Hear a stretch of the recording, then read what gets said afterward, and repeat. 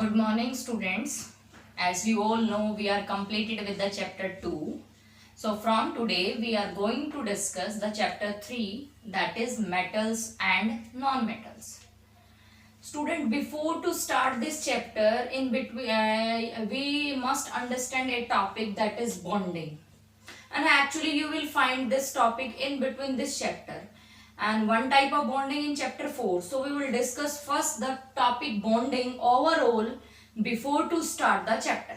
Clear? So bonding, नाम सुना है bond, इनमें bond अच्छा है, इनकी bonding अच्छी है. That means दोनों में understanding एक ह्यूमन बीइंग की तरफ जाए तो वो सब क्या है? Bonding एक connection है, एक linkage है, जिसमें दो एटम्स या दो आयंस या molecules which held together by a force of attraction. Attraction होगा तभी तो आपके जो एटम्स आयन मॉलिक्यूल एक दूसरे की तरफ अट्रैक्ट होंगे. अंडरस्टैंडिंग अच्छी है, मतलब दोनों एक दूसरे के जो थिंकिंग है, विचार है, उनको समझेंगे तभी एक दूसरे से जुड़ेंगे. तो similarly bonding is a type of connection or linkage which held the atoms, ions, molecules together.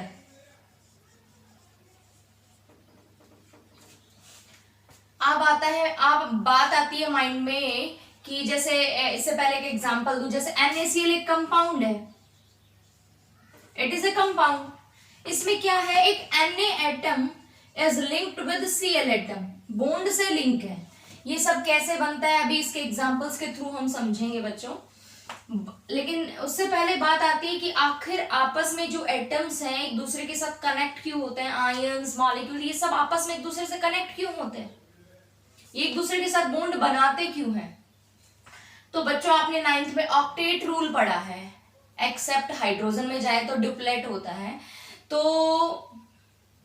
ये सब अपने ऑक्टेट को पूरा करना चाहते हैं. दैट मीन्स अपनी लास्ट शेल है उसमें 8 इलेक्ट्रॉन कंप्लीट करना चाहते हैं, और उन 8 इलेक्ट्रॉन कंप्लीट करने से क्या होता है, वो एटम स्टेबल हो जाता है और इनर्ट गैस कॉन्फ़िगरेशन को अचीव कर लेता है. तो ये सब करने के लिए एक एटम को कुछ ना कुछ करना पड़ेगा 8 करने के लिए. तो ये करने के लिए वो लूज करता है क्या तो इलेक्ट्रॉन्स को, क्या गेन करता है या शेयर करता है, डिपेंड अपॉन द कंडीशन उसके लास्ट सेल में कितने इलेक्ट्रॉन है, वैलेंस इलेक्ट्रॉन कितने हैं उसके ऊपर, है ना. तो उस पर बेस्ड होती है सारी बातें. तो डिपेंड अपॉन दैट बेसिस बहुत तरह की बॉन्डिंग होती है. तो what is the main cause of bonding? The main cause of bonding is कि एटम स्टेबल होना चाहता है. And to achieve this,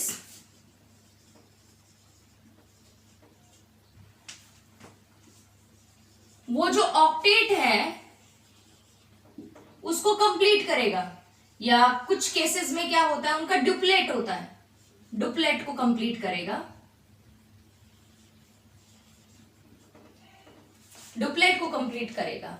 और ये सब करने के लिए वो ये सब करके वो अपना ऑक्टेट, अपनी स्टेबिलिटी को अचीव कर लेता है ना. और ये जब सारा का सारा जो करने के बाद वो किस तरीके से करता है ये सब, क्या तो बाय गेनिंग, लूजिंग और शेयरिंग. इन वे से एटम कंप्लीट देयर ऑक्टेट और डुप्लेट टू बिकम स्टेबल. और एक बात ध्यान रखना बच्चों, हमेशा जो वैलेंस इलेक्ट्रॉन होते हैं एटम के, they only take part in the bonding. जो इनर शेल में इलेक्ट्रॉन होते हैं जब कॉन्फ़िगरेशन आप लिखेंगे, they does not take part in that, because valence shell में जितने इलेक्ट्रॉन है वही 8 होने हैं. चाहे लूज करके हो, चाहे गेन करके हो, चाहे शेयर करके हो, तो only valence electron and valence shell take part in the bonding. तो डिपेंड अपॉन द कंडीशन की वो एटम गेन कर रहा है, लूज कर रहा है, शेयर कर रहा है. Atom bonding is of various types. तो बॉन्डिंग बहुत तरह की होती है. टाइप्स पे जाएं हम तो bonding is of 2 types. ionic bond, generally ionic bond, and it is also called electrovalent bond. Electrovalent bond. and second one is covalent bond.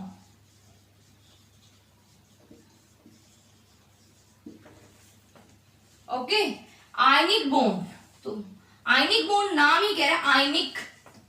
बच्चों आपने 9th में सब पढ़ा और ये आप सब जानते हैं कि जब कोई एटम इलेक्ट्रॉन को लूज करता है तो उस पर पॉजिटिव चार्ज आता है, और जब कोई एटम इलेक्ट्रॉन को गेन करता है तो उस पर नेगेटिव चार्ज आता है, और ये नेगेटिवली और पॉजिटिवली चार्ज एटम्स को ही हम आयंस कहते हैं। तो नाम ही कह रहा है आयनिक। तो आयंस कैसे बनेंगे? बाय गेनिंग और losing of electrons. So let discuss one by one. Ionic और कोवेलेंट को हम वन बाय वन डिस्कस करते हैं कि क्या होती है बॉन्डिंग। तो first we discuss ionic bond. So बच्चों, ionic bond is the bond which is formed by the ionic bond is the bond which is formed by the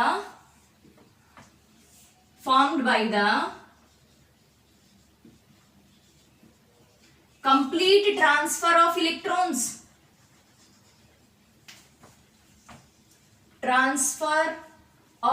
electrons, from one atom to another. इस तरह से ये bond बनता है। अब इसको हम एग्जांपल से देखते हैं। सपोज मैंने अभी आपको एक एग्जांपल दे रही थी NaCl। How this NaCl is formed? बच्चों Na, इसमें दो एटम है, एक Na है और एक Cl है। सोडियम और क्लोरीन दोनों एक दूसरे से जुड़े हुए हैं और जुड़ने के बाद they result in the formation of compound NaCl। तो Na का एटॉमिक नंबर है 11। उसकी electronic configuration as you all know, atomic number 11 है तो उसके अंदर इलेक्ट्रॉन्स भी 11 है, तो it's electronic configuration is 281। Similarly chlorine, atomic number 17, it's electronic configuration is 287।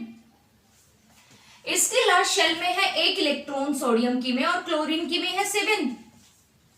साफ साफ दिखाई दे रहा है कि सोडियम है वो एक इलेक्ट्रॉन लूज करना चाहता है, बिकॉज एक लूज कर देगा तो एल शेल में इसके लास्ट शेल एल हो जाएगी और उसमें लास्ट इलेक्ट्रॉन्स 8 हो जाने हैं। और chlorine it have the 7 valence electron और ये इसको एक मोर इलेक्ट्रॉन की जरूरत है अपने ऑक्टेट को कंप्लीट करने के लिए। तो सोडियम देने के लिए तैयार बैठा है, क्लोरीन एक्सेप्ट करने के लिए तैयार बैठा है। दोनों गेन और लूज करके अपने ऑक्टेट को स्टेबल करेंगे and result in the formation of A compound house. देखिए स्टूडेंट्स, सोडियम हम जो वैलेंस इलेक्ट्रॉन्स हैं इनको डॉट से या क्रॉस से रिप्रेजेंट करेंगे, जिसको हम लेविस डॉट रिप्रेजेंटेशन कहते हैं। Sodium is having one valence electron, so I represent this valence electron with the help of an dot known as Lewis dot representation. Similarly, chlorine is having the 7 valence electrons, so I represent these 7 valence electron in the form of dots. So this sodium can transfer completely this electron to the chlorine. तो अब chlorine के पास हो गए 8, sodium ने अपना एक loose कर दिया है, सोडियम के पास भी हो गए हैं 8, बोथ आर स्टेबल। जब सोडियम ने अपना एक लूज किया तो सोडियम पर चार्ज आया 1 positive, that form the cation, and chlorine ने एक गेन किया तो क्लोरीन पर चार्ज आया 1 नेगेटिव, और दोनों अपोजिटली चार्ज आयंस हैं, that result in the force of attraction. And क्योंकि ये चार्ज मूवेब एक जगह स्टेबल है तो क्या है यहाँ पर जो फोर्स ऑफ अट्रैक्शन है that is electrostatic force of attraction, electrostatic force of attraction. And this force of attraction result in the connection of these two ions, and this results in the formation of bond. That bond is known as ionic bond. Ionic word comes from the formation of ions in case of ionic bonding, and it is also known as electrovalent bonding. Electro words means electron के lose और gain करने से valence electrons they will lose or gain. Depend upon that its name is also electrovalent bonding.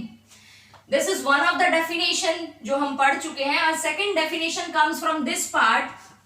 एक definition और हमारे पास क्या आई? Ionic bond वो bond होता है जिसमें जो अपोजिटली चार्ज आयंस हैं they are held together by a strong electrostatic force of attraction. So the bond in which oppositely charged ions held together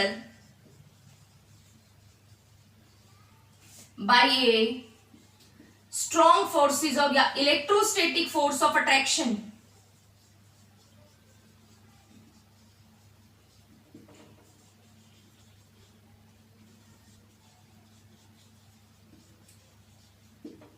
तो बच्चों ये आपको क्लियर हुआ? एग्जाम्पल NaCl का डेफिनेशन क्लियर हुई. Second definition comes from this. Let's हम एक दो एग्जाम्पल और लेते हैं. Further we take more examples of this ionic bonding. Second suppose हम ले लेते हैं MgU, मैग्नीशियम ऑक्साइड. इसमें कौन से टाइप की बॉन्डिंग होगी, कैसे होगी? Mg, इसमें दो एटम है, एक मैग्नीशियम और एक oxygen. Mg atomic number 12 electrons. It's electronic configuration is 282. Oxygen atomic number 8, electronic configuration is 26. Magnesium की लास्ट सेल में है 2 इलेक्ट्रॉन, ऑक्सीजन की में है 6 इलेक्ट्रॉन. मैग्नीशियम 2 देने के लिए तैयार है. जैसे ही it will lose its last shell acquire the 8 electrons, octet complete, and 6 oxygen in the last shell have 6 electron, so it needs more 2 electrons to complete its octet. So easily they form the ionic bond. Magnesium is having the 2 valence electron and this oxygen is having the 6 valence electron. So magnesium completely transfer को हम इस arrow से show करते हैं बच्चों. These 2 electron to the oxygen. So magnesium form the Mg2 positive because it lose 2 and oxygen acquire 2 electron, so it becomes O2 negative and that oppositely charged ions held together by a strong forces of attraction that results in the formation of ionic bond. Similarly, we take one more example like CaCl2, calcium chloride. यहां पर भी बच्चों atoms हैं, एक calcium atom है और 2 chlorine के atom है. How they link with one another to form bond? Calcium atomic number 20, electronic configuration is 2882. Chlorine atomic number 17, 287. 2 chlorine इसके साथ लिंक है. कैल्शियम 2 देने के लिए तैयार है, क्लोरीन 1 एक्सेप्ट करेगा, लेकिन यहां पर 2 क्लोरीन एटम लिंक्ड है. There is 1 more chlorine. So calcium, there are 2 chlorine atoms in this. Calcium is having 2 valence electron. Each chlorine is having 7 valence electron.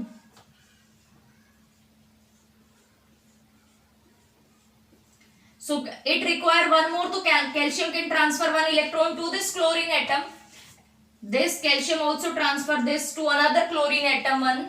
So calcium ने lose की 2, तो calcium पर आया 2 पॉजिटिव. इस chlorine ने 1 acquire किया, इस पर 1 नेगेटिव, इसने भी 1 एक्वायर किया, 1 negative. So how we right?